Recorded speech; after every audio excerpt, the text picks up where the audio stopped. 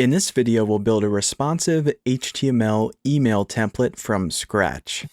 Okay guys, so before we get started, my goal for this video is to get up to 400 likes. And if you end up liking the video, remember to subscribe and turn on your notifications for new tutorials. So later on in the tutorial, I'm going to show you how you can send a test email to yourself with the HTML and CSS code we lay out for our mobile-friendly HTML email template, just like you're seeing here in my Gmail account. So the best way to tell that an email template is truly responsive is to simply size the window down in Gmail, and it'll only size so much, but we'll be able to see that the columns have reached a breakpoint where they went from a 2-column layout to a single column layout, in addition to 3 columns to 2 columns, and this will work just as well inside of the Gmail app. But just to show you as an example, on the left I have Apple Mail on my iPhone, and I'll scroll down so you can see how the layout will appear on mobile phones. You'll notice that all of the multi-column sections have gone down to a single column layout, and the banner image that we use, we're not going to be adding text on top of it here, but I have a course where you can learn about that I'll refer you to later. And we'll get a more in-depth look at the design of the template while we build it in Visual Studio Code. But for now, let me show you what we'll need to get started. So in the description of this video, I'm going to have a download with the starter files prepared for us already that we can open up in Visual Studio Code. And that includes all of the images that we'll be using throughout the design, which you see here in the IMG folder. So along with the index.html file, which I've started for us, and the image folder, you'll see HTML email course.html file, which will give you a preview of my complete HTML email course. And I'll also put a coupon link in the video description so you can check it out through there if you wish. So in addition to the course project that we develop in the course, there are 9 bonus templates and an email signature. And the template that we're going to be building in this tutorial is based off of the HTML email template from the course bonuses. And I'll briefly show you the design. As I said, it's one of the 9 bonus templates included inside of the course, and you can see the differences between the HTML email template that we'll be developing in the YouTube tutorial today versus the templates that are included in the course as I show off the long form of the template here.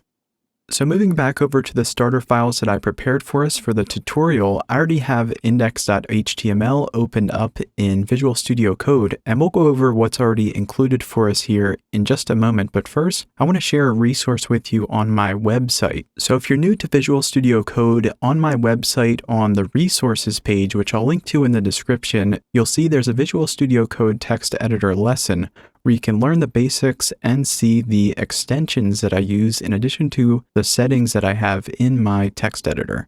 Okay, so let's get back over to Visual Studio Code and see what's already included for us in the starter files. But first, I'm going to hit the Go Live button in the lower right-hand corner for the live server extension. So now we're connected to Google Chrome, and just to double check, we see that we have the gray background, but if I change this hex value to all 6s, and then save it, you'll see the background color change, showing that we're connected. With your Visual Studio Code settings, you can also set it up to save automatically, but I like to save it manually for the purposes of explaining the changes while we're laying out our code here. So now let's go over what's included for us inside of index.html here, starting at the top with our doc type, which is XHTML 1.0 transitional, and that remains to be the best option for email client compatibility. Next, we have our character set UTF-8 meta tag, which is the standard character set for letters and numbers across the internet, followed by a compatibility meta tag for Internet Explorer and Microsoft Edge. Then we have our viewport with device with initial scale 1 meta tag, which is recommended for mobile devices, followed by the title of our web page, which is optional when it comes to email clients. It's really only recommended if you're going to send people to a live version of your template. So with HTML email, if you're not already aware of this, we'll need to use an internal style sheet and then have our styles in line for best email client compatibility with our HTML elements, which we'll use a tool towards the end of the video to do. So we have some CSS already included for us here, which I'll go over real quick. So first off, we have a body reset with margin 0 to get rid of any inherent spacing on the edges of our template. Then, as we know, we already have that background color with the gray shade off to the sides. And we also have some 0 values here to get rid of inherent spacing in email clients on table table data and image tags, which we'll learn a little bit more about as we build our template. Then moving down to the body of the document, I have some HTML comments laid out for us for the different sections of the design. Okay, so let's get started with our first bit of HTML, and what we're going to do is center our email template to make sure that it stays centered in our web browser as well as email clients. So we'll use the center tag here and give it a class called wrapper. Then I'm going to drop the center tag down to the bottom of the body section. And if you're familiar with HTML4 and HTML5, you may know that the center tag is from HTML4, which is older, but is still useful in email design.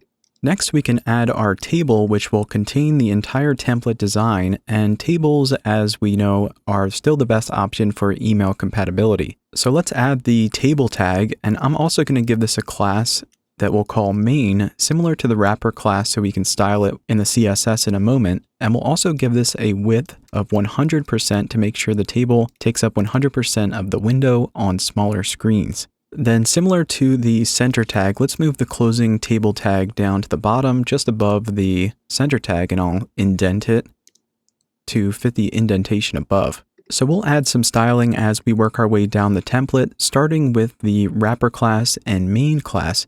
So with the wrapper class, we're going to make sure that the width, similar to the main class, stays at 100%. So we'll use a period to reference the class wrapper in our CSS, and we'll use 100% width, similar to the main attribute for the table here with our CSS. That way it stays within the width of mobile devices and email clients. Next, we're going to use a style declaration that's a little lesser known to make sure that the table stays within the wrapper class that we added in the center tag, and that's called table layout fixed. Next, we already added the background color to the body tag, but some email clients may not respect that gray background color we added. So we're going to add that to the wrapper as well, which will show up outside of the template width with the background color we added to the body. Lastly, for the wrapper, I like the look of adding some spacing underneath the email template. So I'm going to add some padding to the bottom of the email template wrapper with 60 pixels bottom. Okay, so with that, we can move on to styling the main class that we gave the table for the template. So let's add that class here with period main. And we're going to start off with a background color, and we're going to use white, which is all Fs for the hex value. And some email clients will invert the colors for dark mode. I cover dark mode in my course I referenced earlier, and I may make a dark mode email template for YouTube, but we'll cover that in a different video. For wider email clients, we'll need margin 0 auto to center our email template and maintain the position we're seeing in the web browser. And I'll also add width 100% here to reinforce the attribute we added with width 100%. Then we can set our maximum width for the actual full width of the email template, which is 600 pixels. And this is the standard width for email template design. Now, some email clients want to add inherent spacing to the edges of templates. And to get rid of that, we use something called border spacing 0.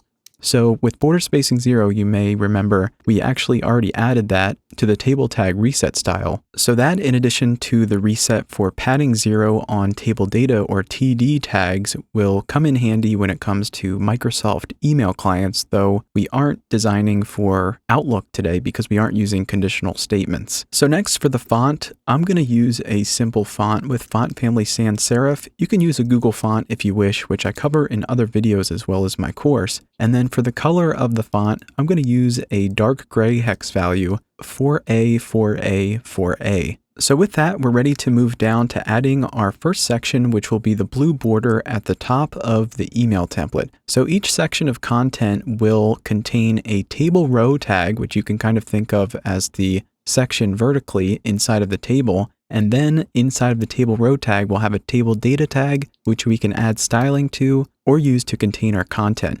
In this case, we'll give the TD tag a height for the blue border at the top of 8 pixels. And then you can see that we have the white showing.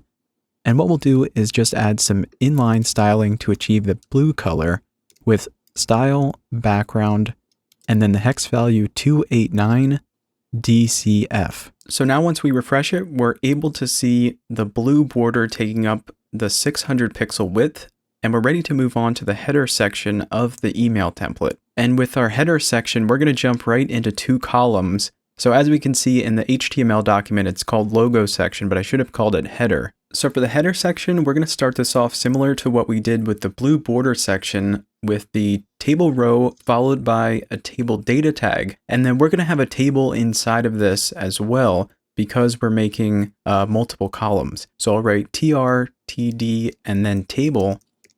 Then I'll hit enter, and we're going to give the table a width of 100%, similar to what we did with the main table. And then I'm also going to add some space in between the table tags, and this is going to be the foundation for all of our sections that need spacing as well as multiple columns.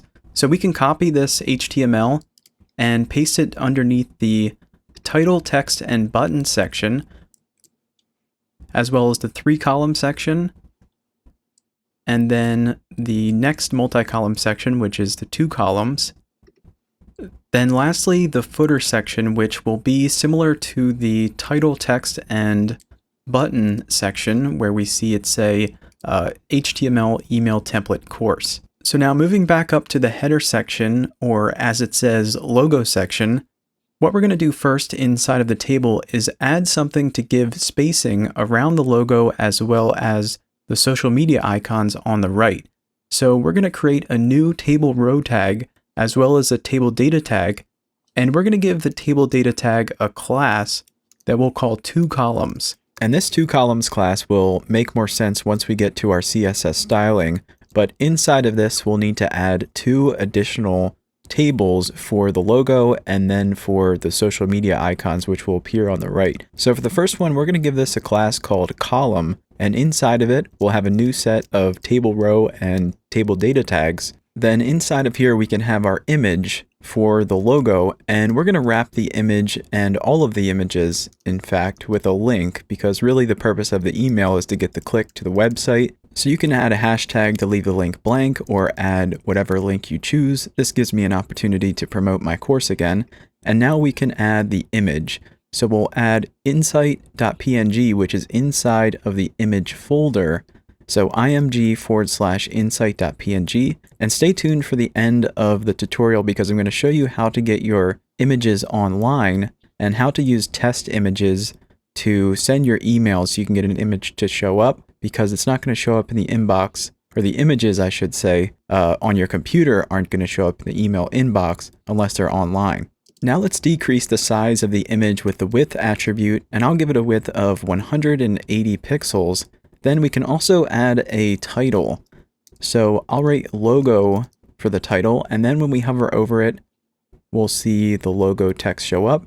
And just in case the image doesn't show up because the link is broken, we can add alternative text, or if somebody doesn't have the images turned on in their email inbox, we'll see the logo text there in place of the image. So now we're ready to move on to the second column, which is going to be for the social media icons. And this is largely going to be the same structure as the first column, so we can simply copy this HTML and paste it underneath. Then we'll change the logo image to the social icon images. So I'm going to leave the image in here and change the width to 32 pixels. And then I'm going to remove the alternative text as well, but you can add some in there for yourself if you want in addition to a title. Then for the link, I'll leave this blank with the hashtag, and the image, this is going to be a PNG extension, but I'll just add that anew along with the circle-Facebook image title or name. So I'll add circle-facebook.png. And now if we take a look, there we have our Facebook icon appearing. So now to add the rest of them, of which there are 4, what we can do is simply copy this and paste it in a few times, and then change the name of the social media website. So for the second one, we'll have Twitter, and then YouTube. Then for the fourth, we'll have LinkedIn, and Instagram will be last. So now if we save it, we'll have all 5 social media icons, and as we can see, they're appearing underneath the logo. So before we move on to the next section, which will be the banner image, let's go about styling this 2-column section with the two columns and the column class that we added. So we'll reference these in our CSS. I'm going to copy the two columns class so we can add that first. So we can simply reference this with the period for the class instead of referencing the table data tag first. And the first bit of two columns styling that we'll add is text align center. So this is going to center our table data tag on mobile.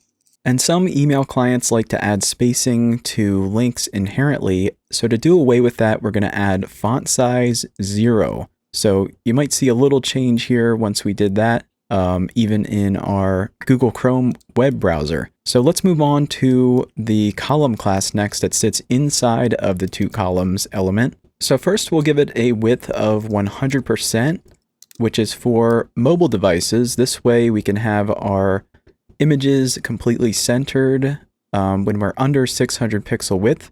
And then each one of the columns will want to have 300 pixels.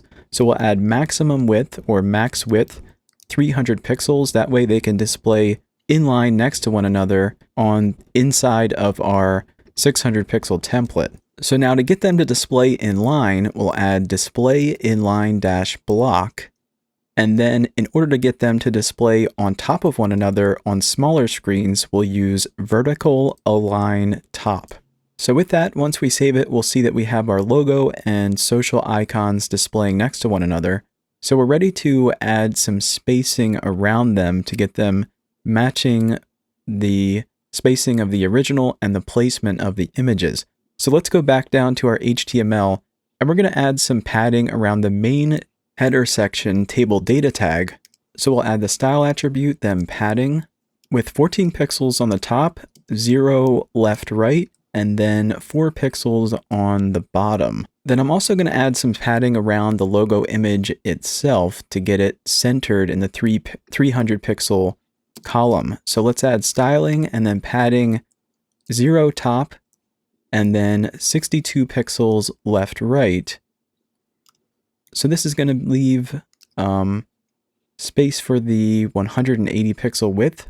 Actually, that might be a little over, but that's all right. This is what I have here. And then 10 pixels on the bottom. So now once we toggle back and forth, we'll have our logo matching the original, and we can move on to the padding around the social media icons.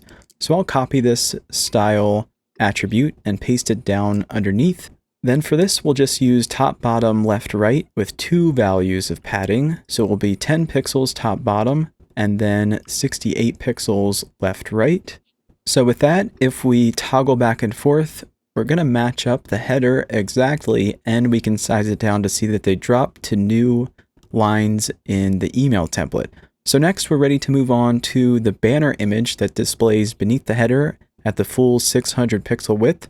So let's navigate down to that HTML comment where it says banner image. So let's start off this section with the table row and table data tag. Then inside of this, we'll have a link and an image like we did the previous images. And I'll leave the anchor text tag blank with the link. And for the image here, it'll be img/banner.jpg, which as we can see is displaying much wider than the template itself. So we'll need to change the width. And we can do that once again with the width attribute and set it to 600, which as we know is the maximum width of the template. But then when we size it down, we're going to see that the template width isn't going to size with the screen width anymore.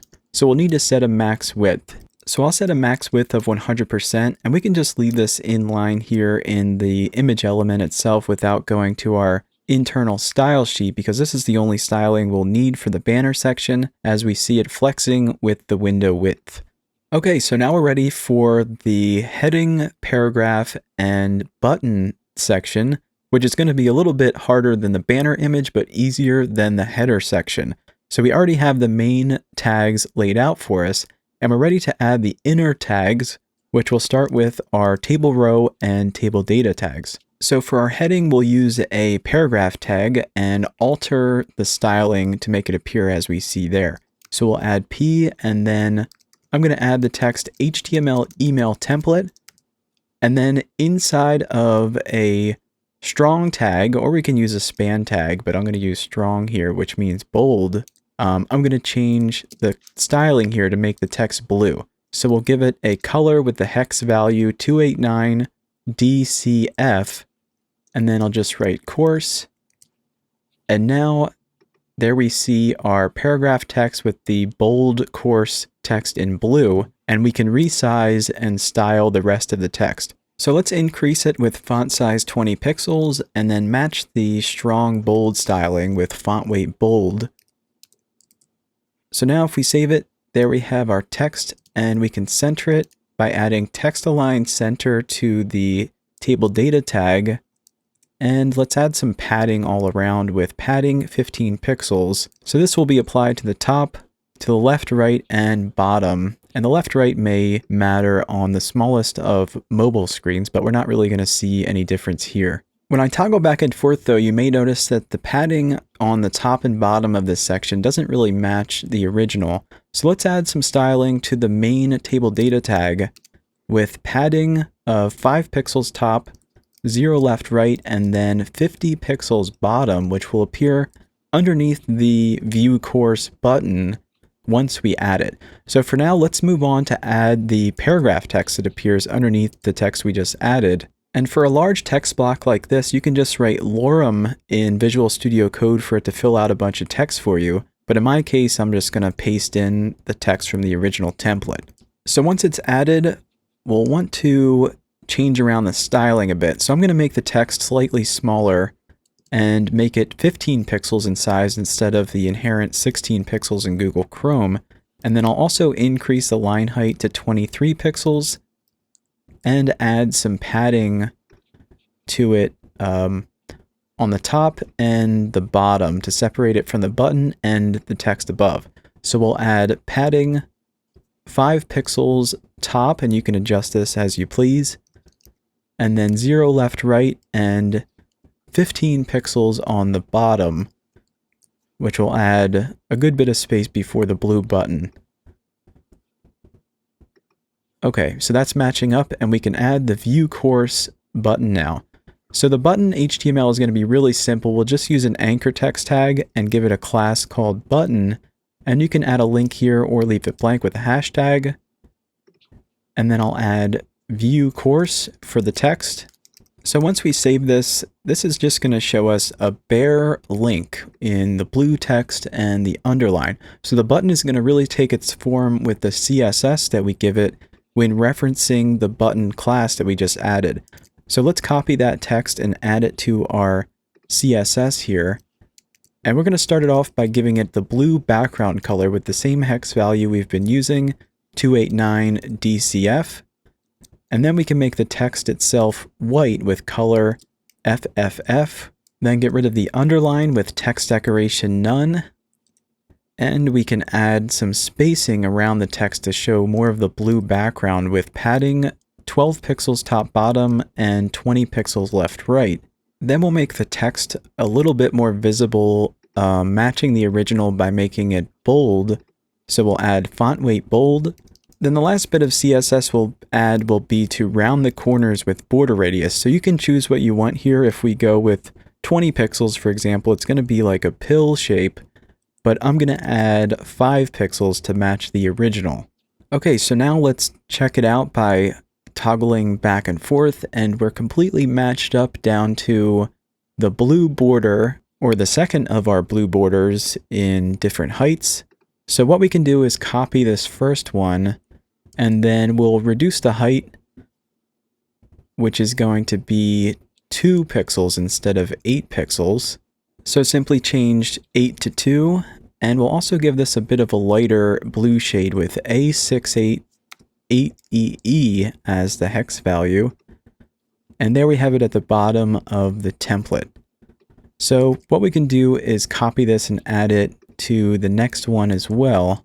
And then we'll get to the last one towards the end of the design after we add the footer. For now, let's move on to the 3-column section that appears in between our blue borders. And the 3-column section will start off similar to what we did with the 2-column section, where we have the 2-columns class, the columns class. And then in this 3-column section, though, we're going to add a padding class instead of adding the padding inline with styling, and we'll have an additional class inside of that, which we'll get to. First, let's start off with our table row and table data tag that will give a class called 3-columns instead of 2 columns. And then I'll add some spacing here, and we'll have our table inside of it with the column class, followed by a table row and an additional table data tag with the padding class, as I mentioned, instead of adding the padding styling inline. So up until this point, we've added padding around the content of our 3 columns. So naturally, we're going to add an additional table that will give the class content, which will contain our images and text. But before we do that, we'll need to add our last table row and table data tag inside of this table. So we'll add tr and then td. Now finally, we're ready for our image, which the first one is going to be the shopping cart e-commerce image. So similar to what we did previously, we'll put the image inside of a link with the anchor text tag. And then I'll add the image folder with img/ecommerce.jpg. And we're going to give this a width of 110 pixels. So you can write 110. And once we save it, we'll see our e-commerce shopping image showing up. Then for best practices, or best practice with images, I'm also going to add a maximum width here with the style attribute of 110 pixels.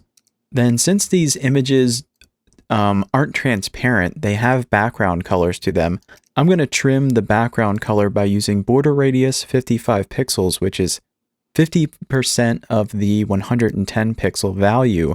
That way you don't see the edges if we were to look at it on dark mode. Okay, so with that, we're ready to move on to the text that appears underneath it. So I'm going to add a new row or table row and table data tag before adding that text. So I'll add a paragraph tag and then e-commerce.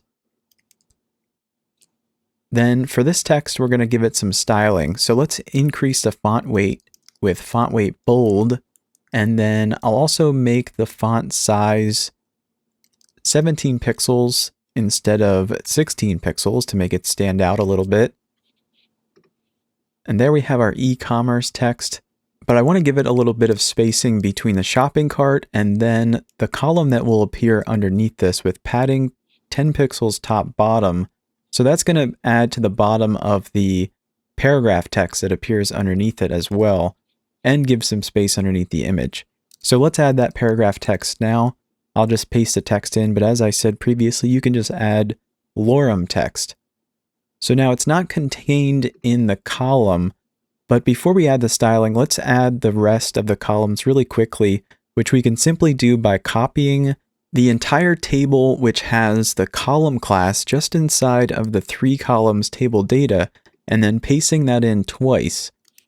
So I'll paste it once, and I'll change the image here to web design from e-commerce, and I'll change the text to web design as well. And then we can paste the second one in, just make sure that it lines up with the column class and the table tag. And we'll change this to email design, and then HTML email for the text. Okay, so there we have the rest of our content laid out. And now we're ready to move back up to our internal style sheet and start styling these classes that we added, starting with the 3 columns class. So this is going to be similar to what we did with the 2 columns class, except for we'll add some padding in here in addition to text align center and font size 0. So I'll add 3 columns, text align center, which as you remember, centers the table data tag itself, then font size 0 to take away the inherent spacing with the links. And that's going to take away our text just temporarily for now. Then I'll add some padding to the top and padding to the bottom. So once again, we'll add padding and then 35 pixels top, 0 left right, and 20 pixels to the bottom. Okay, so that spacing looks good, and we can move on to the column styling. So this will again be similar to what we did with the 2 columns. We can even just copy all of this, and then all we'll need to change is the width from 300 pixels to 200 pixels, which fits into 603 times for our 3 columns, as we see. And now it's in line for us, but we'll want to add some spacing around it using that class padding that we gave it, instead of adding it here in line because we have it repeated 3 times. So we'll reference the 3 columns class, then padding, and I'll add padding 15 pixels all around. And then once we save it, it's not going to look quite right yet because we don't have the paragraph text taking up the width. So we'll need to get that paragraph text back by referencing the content class that we added. So we'll add 3 columns and then the content class. And we'll give it a font size of 15 pixels to match the section above this. And I'll give it a line height of 20 pixels to space out the paragraph text a bit. So now once that's saved, you'll see that the spacing looks good and it's even around all 3 of the classes. Okay, so that looks good, and we can even size the window down to get the effect of the responsiveness like we did with the 2 column section earlier. But we're not going to see it to a single column yet. When we size it down, we'll just see the 2 and then 1. We'll check it out on a smaller screen later on. But let's move on to the next 2 column section where we have the palette image on the left and then the text and button on the right. So for this section, though we're adding 2 columns, the classes are going to look similar to the 3 column layout more so than the first 2 column section that we added. So let's add our first 2 columns class, and then I'm also going to add a class called last because we're going to add some different styling to this section than we did the first column, so we'll want to be able to identify it separate from that first one by adding an additional class to it. Then we can add our table class with the column name for the class, in addition to our table row and table data tag inside of that, which will have padding attached to it, like we did the 3 column section. And then we have our table containing the content. So we'll give it that content class once again, and we can identify this separate from the 3 column class with the last class that we gave to the 2 columns table data tag. So let's start off our image that we see here with our link, and then the image inside of it. And this will be img/palette.jpg. Then we can give it a width of 260, which will leave 20 pixels on either side for padding. And I'm going to pause the video here for a moment. Don't add pixels using the width attribute. Only do that when we're adding styling. So make sure you don't have that in there matching the mistake that I made. Then, similar to what we did earlier, I'll give it a max width for best practice to make sure that it's contained within this width on email clients. Okay, so now we have our image added, but we're not going to have the spacing around it yet, but it's already going to be centered because of the 2 column styling we added previously. So now let's add the next column by copying the table containing the column class and pasting that underneath. Then we can get rid of the image so we can add our text. So I'm going to style it first this time with font size 17 pixels and font weight bold, matching the heading text in the 3 column section. And then I'll add the text to match with create custom designs.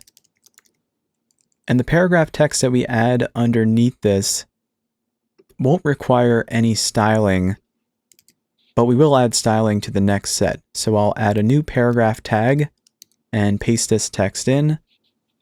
Then this text right here, we'll need to separate it from the button that appears underneath it with some padding. So I'll add the paragraph tag and then padding bottom 15 pixels. and I'll paste the text in. You can once again use lorem text if you want. And for our button, we'll use that same button class, which already has the styling added to it. So once we write our text in here, the button styling should already be there, but I think we're going to have a font size issue. So we're going to need to make sure that the font appears. The font size 0 is probably appearing for that 2-column class that we added originally for the header, as we can see. So we'll just need to reference the last class that we added alongside the 2-columns class for this section of the template. And then we can add the font size here. So just make sure there's no space in between 2 columns and last, because these classes are inside of the same element. And I'm going to add some padding here before we take care of the font. So let's add padding 35 pixels top bottom and 0 left right. Then let's add padding to the padding class itself of padding 20 pixels all around, and we'll do the font size using the content class instead of these other classes. So we'll write 2 columns and then content and font size 15 pixels to match what we added previously with the line height of 20 pixels. And I'll add text align left so it's not centered, taking on that text align center styling for the table data tag.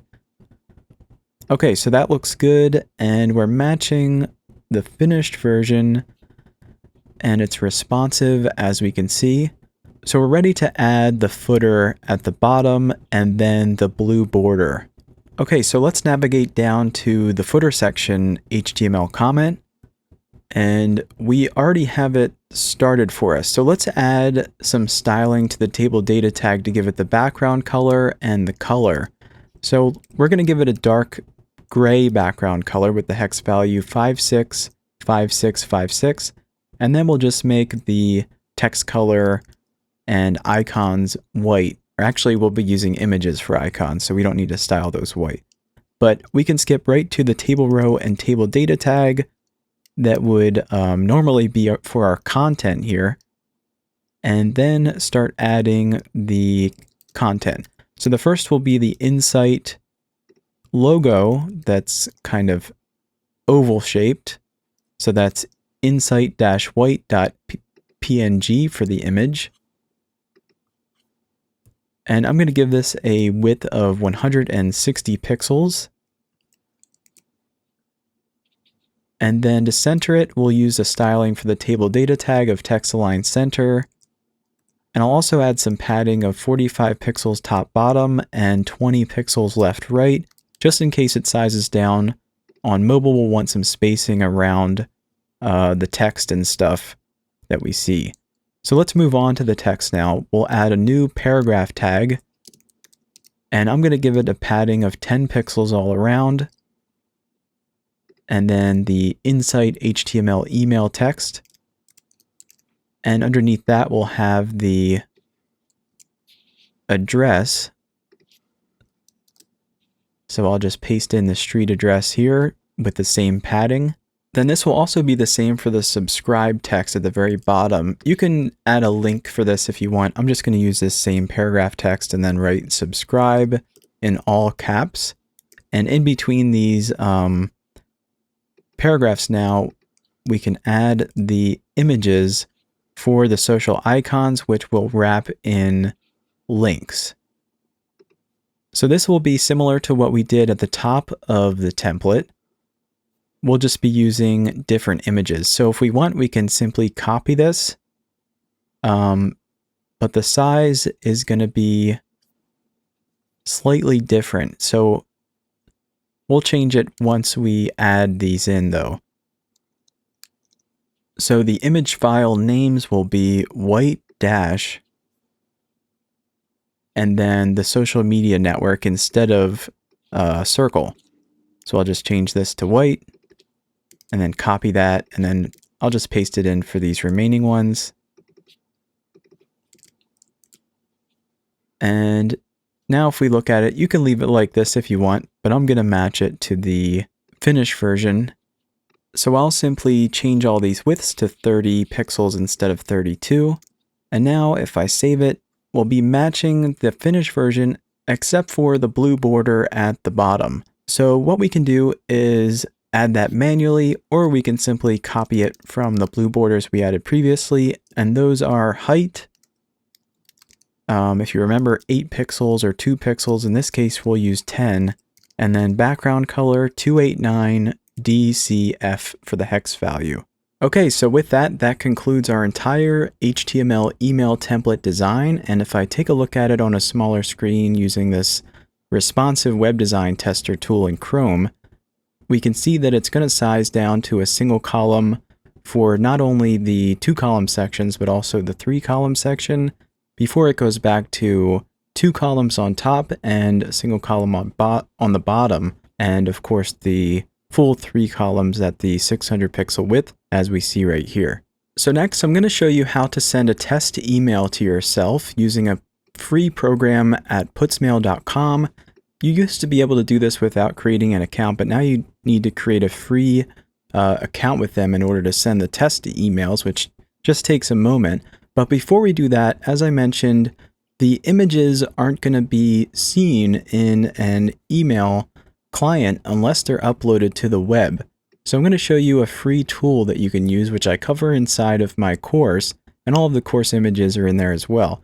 And that's called imgbb.com, which is a free image hosting platform where you can link to them directly and add the URLs inside of your image links in your HTML. Another option, which is temporary for testing, is to simply add a placeholder image in place of the image URL if you don't have an image uploaded to the web yet. So you can do that by going to placeholder.com, and you'll see the image URLs there for the various sizes which you can use for your images. So back to creating a test email with Putsmail. So first you'll want to add your email address, then the subject line, which I'll just write Insight HTML email template. And then for the HTML, we'll copy the entire email template and paste it in, then select Move My CSS Inline, which is going to distribute the CSS that we added in the internal style sheet here inline into the elements that the style is for. And this will have the same effect as using an inliner tool like they have here at Putsmail. Then once we've done that, we can select We're Not a Robot and hit Send Email, and then it's going to go to your email address. And you can add multiple if you want to test in different email clients. So I'm going to go over to Gmail, and as you can see here, I have the test email appearing, which is displaying just as we built it in Chrome. And if we size the window down, you'll see that it's going to respond, shifting to the single column layout for the 2 column sections and 2 and 1 columns for the 3 column layout.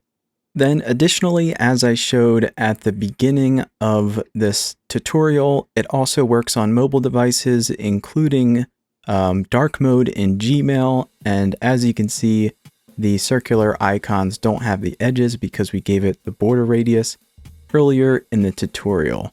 So that does it for the complete video. I want to thank you for watching. Remember to check out my HTML email mastery course, which I'll put a link to in the description of the video.